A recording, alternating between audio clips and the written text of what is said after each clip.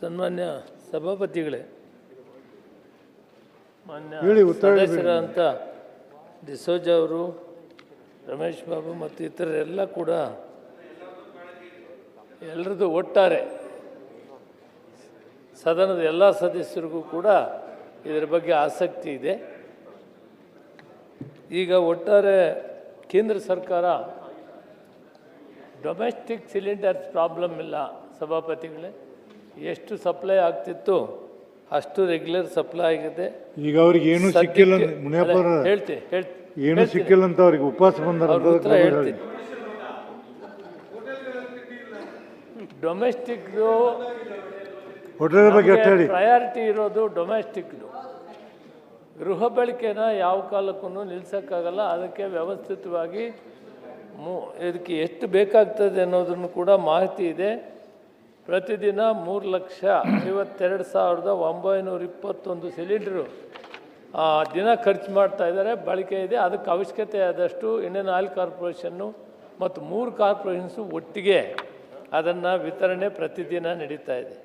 Problem ಇರೋದು domestic. ಕೇಂದ್ರ ಸರ್ಕಾರ 20% ಮಾತ್ರ ಕೊಡಲಿಕ್ಕೆ ಅವಕಾಶ ಇದೆ ಅಂತ ಹೇಳಿದೆ. 44,000 ಸಿಲಿಂಡರ್ಸು ಕಮರ್ಷಿಯಲ್ಲು ಪ್ರತಿ ದಿನ ಬೇಕಾಗುತ್ತೆ. ಅವ್ರಿಗೆ 20% ಅಂದರೆ ಹತ್ತಿರ 8,500 ಆಗ್ತದೆ. ಆದರೂ ಕೂಡ 9,000 ಸಿಲಿಂಡರ್ಸನ್ನು ಕೊಡೋಕ್ಕೆ ಏರ್ಪಾಟ್ ಮಾಡ್ಕೊಂಡಿದ್ದೀವಿ. ಅದರಲ್ಲಿ ಪ್ರಾಮುಖ್ಯತೆ ಯಾವುದಕ್ಕೆ ಕೊಡಬೇಕು ಅನ್ನೋದನ್ನು ಕೂಡ ನಾವು ಇಂಡಿಯನ್ ಆಯಿಲ್ ಕಾರ್ಪೊರೇಷನ್ಸ್ ಅವ್ರನ್ನ ಇಟ್ಕೊಂಡು ತೀರ್ಮಾನ ಮಾಡಿದ್ದೀವಿ.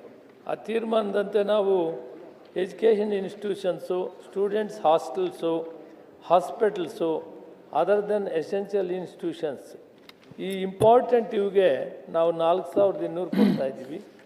ಆಮೇಲಿಂದ government PSU institutions, canteens located at airport, railway station, bus station, Nandini ಮತ್ತು ಇಂದಿರಾ ಕ್ಯಾಂಟೀನ್ಗೆ 1,500 ಪೂರ್ತಿ ಅವರು ಖರ್ಚು ಮಾಡ್ತಾ ಇರೋಷ್ಟು ಕೊಡ್ತಾಯಿದ್ದೀವಿ. ನಮಗೆ ಅದರ ಜೊತೆಗೆ seed processing industry, food processing industry, agriculture and allied sectors, pharmaceutical industry, fisheries, geological parks, sports hostels, ಇವೆಲ್ಲಕ್ಕೂ ಕೂಡ 8% ಅಂದರೆ ಅದಕ್ಕೂ 500 ಸಿಲಿಂಡರ್ ಕೊಡ್ತಾಯಿದ್ದೀವಿ. ನಮಗೆ ರೆಸ್ಟೋರೆಂಟ್ಸು, ಡಾಬಾಸು, ಹೋಟೆಲ್ಸ್ ಆ್ಯಂಡ್ ಇಂಡಸ್ಟ್ರಿಯಲ್ಗೆ ಬಹಳ ಕಡಿಮೆ ಇದೆ, 1,000 ಇದೆ ಸಭಾಪತಿಗಳೇ. ಈ 1,000ದಲ್ಲಿ ಯಾರು ಕೊಡಬೇಕು, ಏನು ಕೊಡಬೇಕು ಅಂತ ಕಷ್ಟನೇ ಆಗಿದೆ. ನಾನು ಹೇಳಿದೆ, ಒಂದು ವಾರ ಸುಧಾರಿಸಿದರೆ ಸ್ವಲ್ಪ ಬದಲಾವಣೆ ಆಗ್ತದೆ. ಕೇಂದ್ರ ಸರ್ಕಾರದವರು ಬಹಳ ಪ್ರಯತ್ನ ಮಾಡ್ತಾ ಇದ್ದಾರೆ. ಇರಾನ್ ಜೊತೆಯಲ್ಲಿ ಸಂಪರ್ಕದಲ್ಲಿ ದಿನ ಇದ್ದಾರೆ. ಸುಮಾರು 16 ಶಿಪ್ ಕ್ಯೂನಲ್ಲಿವೆ, ಅವು ಬಿಡುಗಡೆ ಆಗ್ತಾಯಿಲ್ಲ. ಬಿಡುಗಡೆ ಆದರೆ ಅನುಕೂಲ ಆಗ್ತದೆ, ನಾರ್ಮಲ್ ಸ್ಥಿತಿಗೆ ಬರ್ತದೆ. ಅಲ್ಲಿವರೆಗೂ ಕೂಡ ನಾನು ಮೊನ್ನೆನೂ ಹೇಳಿದ್ದೀನಿ, ಹೋಟ್ಲ್ ಮಾಲೀಕರನ್ನ ಮೀಟಿಂಗ್ ಕರೆದು ಹೇಳಿದ್ದೀನಿ, ಒಂದು ವಾರ ನೀವು ಸುಧಾರಿಸ್ಕೊಬೇಕು, ಎಲೆಕ್ಟ್ರಿಸಿಟಿ ಏನಾದರೂ ಉಪಯೋಗಿಸ್ಬೇಕಂತ. ಇವರು ನೇರವಾಗಿ ಇದಕ್ಕೆ ಶಾಸಕರ ಭವನಕ್ಕೆ ಕೇಳಿದ್ದಾರೆ. ಈಗ ಅಸೆಂಬ್ಲಿ ನಡೆಯೋಷ್ಟು ಕಾಲದಿನ ಅವ್ರಿಗೆ ಎಷ್ಟು ಅವಶ್ಯಕತೆ ಅದರಲ್ಲಿ 50% ಕೊಡ್ತೀವಿ, ಅಷ್ಟು ಜಾಸ್ತಿ ಕೊಡೋಕ್ಕಾಗಲ್ಲ. ತೀರಾ ಅವಶ್ಯಕತೆ ಇರೋದರಿಂದ ಈ ಅಸೆಂಬ್ಲಿ ನಡೀತಾ ಇರೋದ್ರಿಂದ ಅದನ್ನು ಅವಕಾಶ ಮಾಡಿಕೊಡ್ತೀವಿ. ಮಿಕ್ಕಿದ್ದು ಹೋಟ್ಲವ್ರಿಗೆ ಮತ್ತೊಮ್ಮೆ ಅವ್ರಿಗೆ ಈ ಸದನದ ಮುಖಾಂತರ, ಸಭಾಪತಿಗಳ ಮುಖಾಂತರ ನಾನು ಅಪೀಲ್ ಮಾಡ್ತೀನಿ. ಸಂದಿಗ್ಧ ಪರಿಸ್ಥಿತಿಯಲ್ಲಿದೆ, ಯುದ್ಧ ನಡೀತಾ ಇದೆ. ಹೋಟ್ಲ್ ಮಾಲೀಕರು ಎಲೆಕ್ಟ್ರಿಸಿಟಿ ಆದರೂ ಉಪಯೋಗಿಸಿ ಈ ಸಂದರ್ಭಕ್ಕೆ ಹಂಗೆ ಸುಧಾರಿಸಲಿ.